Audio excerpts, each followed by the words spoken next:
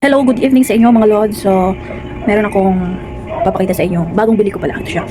Dragon Blood Cream. Isa itong retinol placenta na sinasabi nilang maganda daw ito sa mga pimples. Kagaya ko na dami kong problema sa mukha. Kala nyo lang wala. Try ko nga itong retinol na sinasabi nila na anti-aging din siya. At marami pang ibang benefits. Pampaputi. Pero ang sabi dito ay sa gabi lang siya ginagamit. Ewan ko kung bakit sa gabi lang. Pero try natin kung magiging effective to sa akin. So, itong magiging magiging toner ko muna ay Eskinol muna. Kasi wala pa tayong budget para dyan.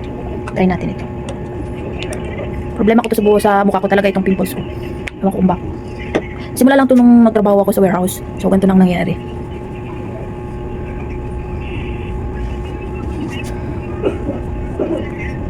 Try natin for 7 days na may improvement.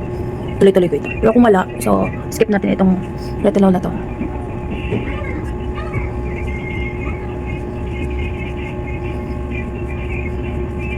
Yun. So, hindi naman siya madumi kasi naghilamos ako. Bago ako ng toner, naghilamos muna. Tapos, and then, apply natin itong retinol na ito. Try natin.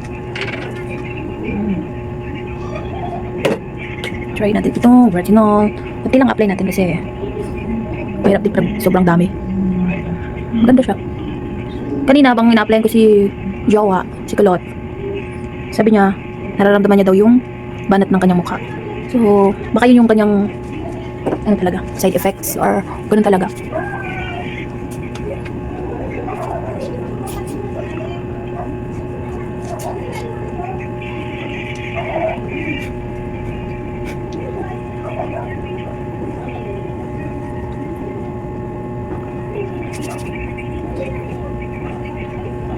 Yun.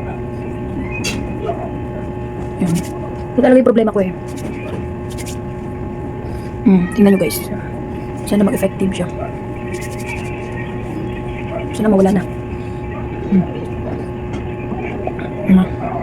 So,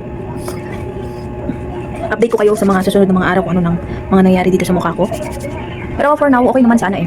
Okay naman sana itong mukha ko. Kasi naiirita lang ako dito sa pimples ko kung bakit.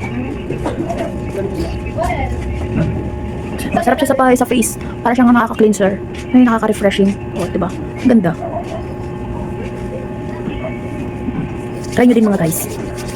So, salamat. Salamat sa pag-stay. Update ko kayo guys. Thank you.